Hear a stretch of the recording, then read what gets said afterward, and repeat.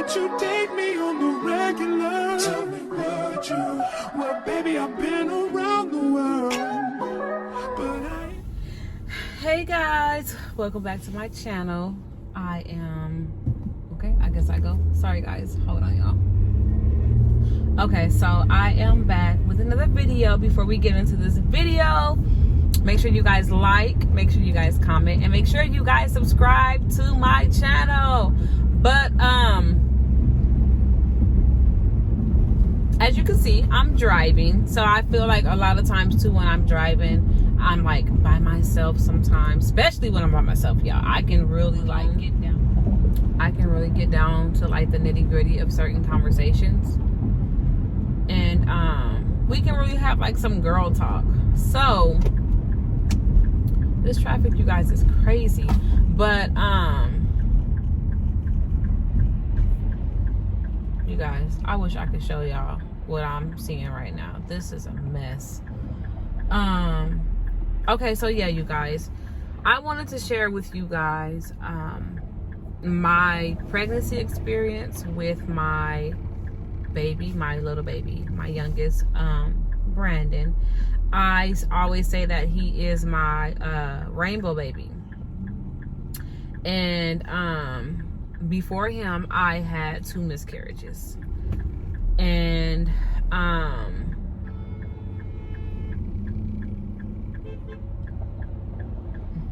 child, yeah, so before Brandon, I had 2 miscarriages. My first miscarriage I was 15 weeks. And what happened is the baby had just like stopped growing. It just stopped growing, and I was like feeling really, really sick, but it wasn't like it wasn't the norm. It wasn't just like the normal, hey, pregnancy symptoms, nauseous every now and then. Like, I was sick. Like, I knew like something was kind of weird with this pregnancy, especially for him to be my 5th, that to be my 5th pregnancy. It was definitely different. So I was always sick. I couldn't keep nothing down. I was always like weak, always nauseous. I had really bad headaches.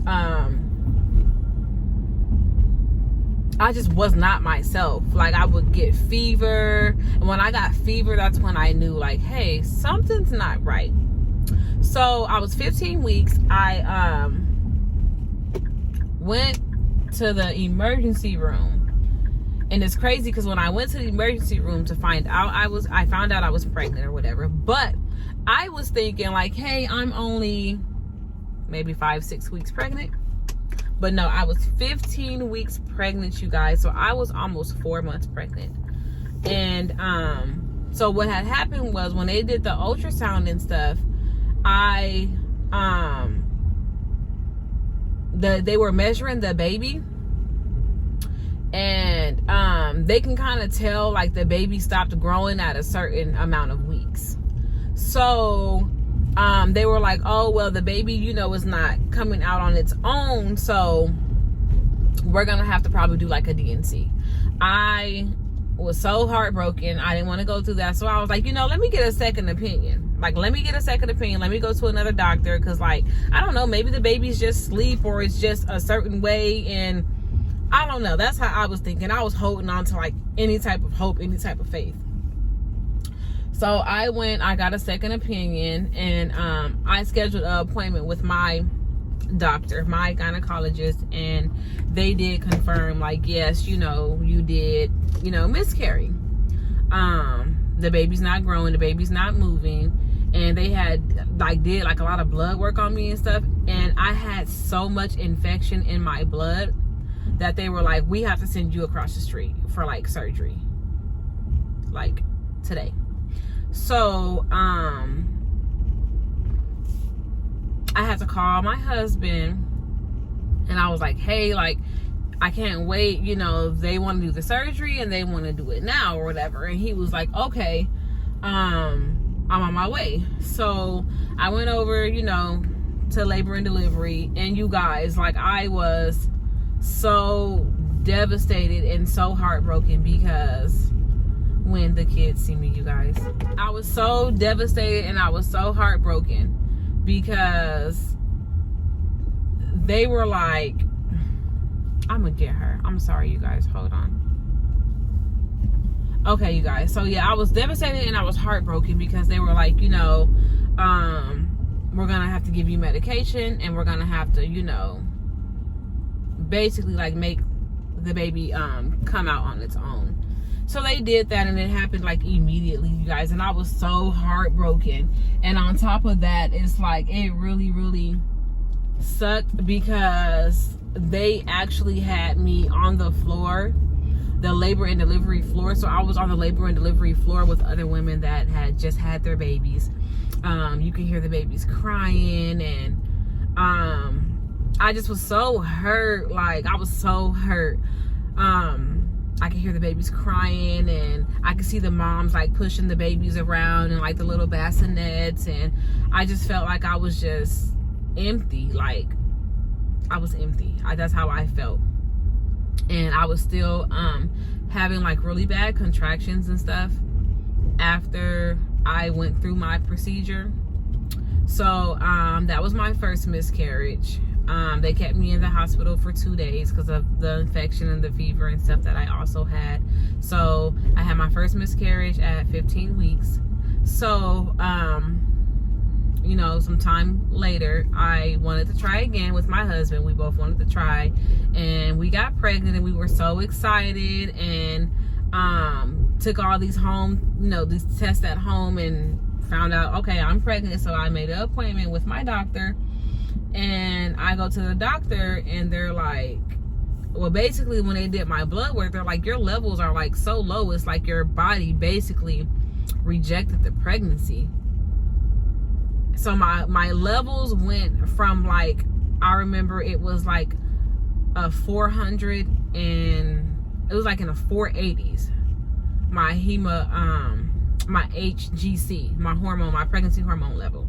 And then when I went back like a week later, it was at like a 40, and they were like, yeah, you definitely like miscarried. Your body like rejected the pregnancy. And I was like, oh my God, like what is going on? So I remember the doctor comes in, and he's like so snobby and cocky, and he's like, well, usually it's not normal for you to have 2 miscarriages back to back like this. So he was like, that usually lets us know that there's something genetically wrong with you or your husband's chromosomes. So he was like, I would advise you to stop trying. And I was like,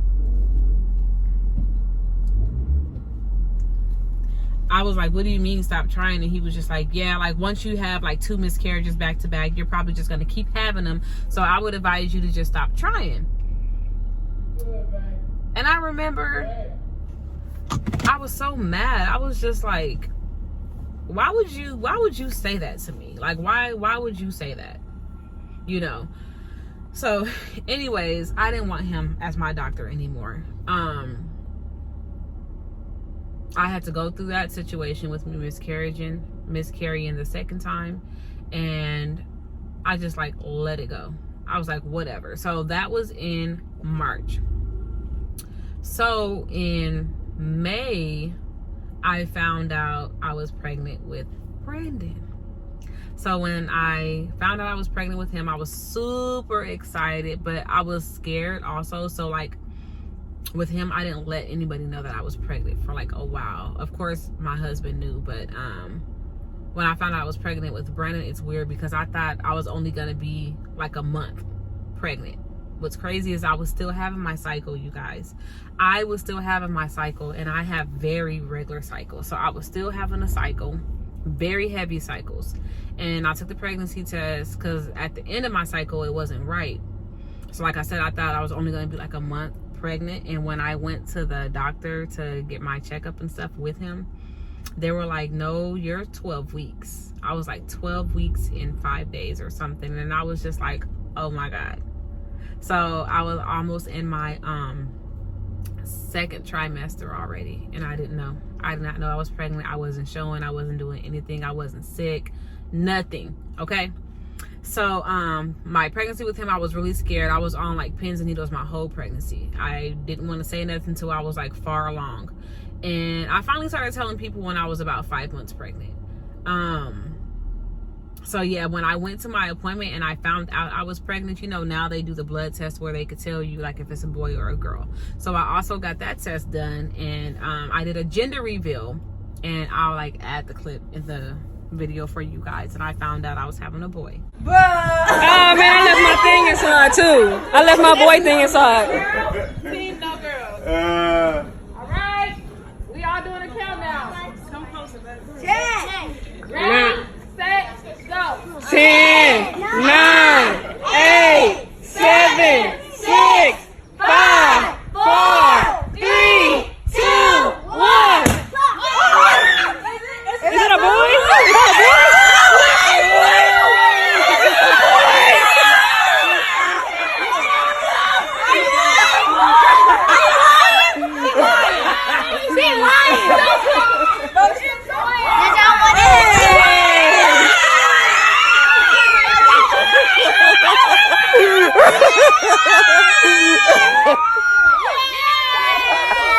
So also with Brandon, I was very like high risk. Like I don't know how that happened, but I had like blood clots on my placenta, and your placenta gives oxygen from the mom, you know, to the baby. That like protects the baby. It just gives the baby so much. So I had blood clots on my placenta that they had to monitor. So my whole pregnancy I was just like scared. I was always making sure like he was moving, and oh my gosh, you guys, that was like really, really stressful for me. But that is my rainbow baby. It's my little miracle baby. And yeah, I'm just glad I didn't give up. When the doctor said no, God said yes. And that's something that I would just carry with me forever. Like I will never ever forget how he made me feel, and just like how nonchalant he was with it, and him telling me that like my chances were basically like slim to none, and it was basically something wrong with me and my husband. And yeah, he just shut me all the way down. But God had other plans. So I just wanted to share that with you guys. I ended up having Brandon at 37 weeks and 5 days. So he was a couple weeks early, but he was still full term. And I just had him a couple weeks early too, because I always have C-sections with my babies. And then on top of me having blood clots on my placenta with him, I was considered high risk. So yeah, they took him at 37 weeks and I believe 5 days. And I'm going to show you guys a clip of it. Lots of cardio, lots of pressure. Big deep breath in and out. We're doing this. Breathe. Come here, baby. Come here, little Brandon.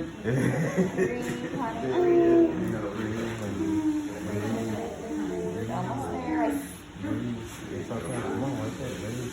I see hair. I see hair. There you go. Hey there, baby. Right. Hi. He's almost there, okay? All right, there you go. Birthday. 6:49. Oh, I know. There you go. Yeah. There you go. You talking to us? There he is.